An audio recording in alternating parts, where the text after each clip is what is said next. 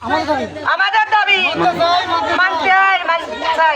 মানতে হয়, এই সাইদার কাছে আমরা সবাই আছে 108 জন আছে বীমা গ্রাহক বীমা করেছি। সবার কাছে বাড়ি বাড়ি যেয়ে সে আছে ওর খুব অনুরোধ করে আছে আমাদের বীমা করাইছে। করানোর পরে এখন আমাদের ডিম বেচা টাকা অনেক কষ্টের টাকা, এখন তিনি আছে দিতে চাচ্ছেন না। আমার মাঠে কাজ করে মানুষ, অনেক কষ্টের টাকা, অনেক গরিব আছে। এখন আছে আমাদের এই টাকা নিয়ে অনেক ঝামেলা করতেছে, টাকা দিতে চায় না। তাদের বাসায় টাকা আনতে গেলে আছে আমাদের সবাই আছে মারধরও করে, অনেক সময় অনেকের আছে বড় বড় কথা বলেছে, ধাক্কা ধুক্কি মারিছে।